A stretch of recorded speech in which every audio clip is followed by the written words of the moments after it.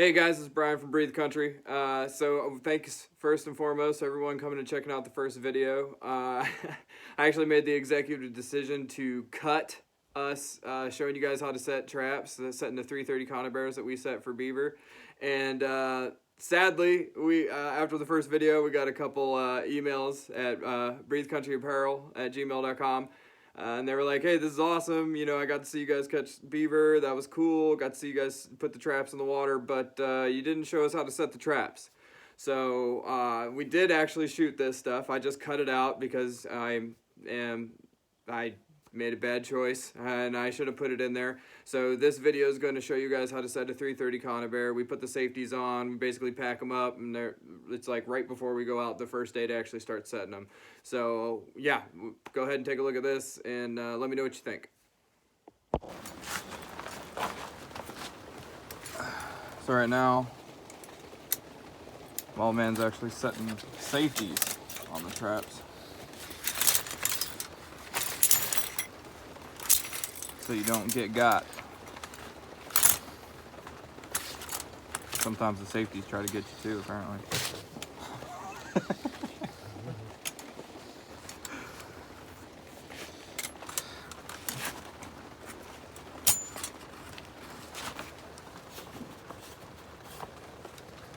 So as you can see, once those are set,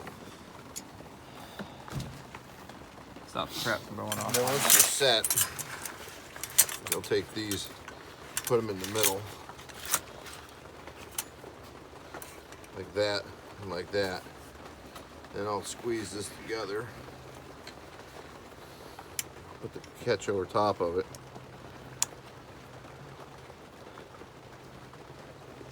Gotcha. Then you take the safeties off, and the trap's set.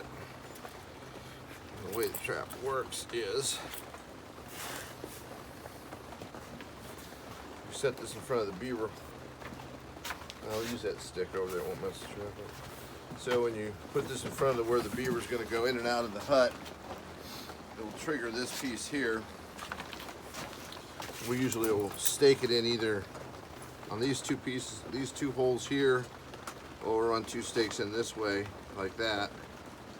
Put this in front of the hole. You can use the springs to change the way the trap's set, but then once it comes in and tries to get inside of its hut, it'll trigger this set and snap his neck. So that's what we're going to be doing today. We're going to be setting these out. We're going to go ahead and, you know, we'll record that process a bit more. This is the tool. Yeah, that's a good point. This is the safety tool that he's using to clamp down on each side. You can't set on these bigger traps, you have to have these. On smaller Conibears, on a 110, even on 220s, you could probably get away with it. But on these 330s, these are the biggest ones you can get, and they will break your wrist if they get you. And so you'll squeeze the spring together and then flip a little more as far as I can go. Hang on. My fingers are dry. Okay.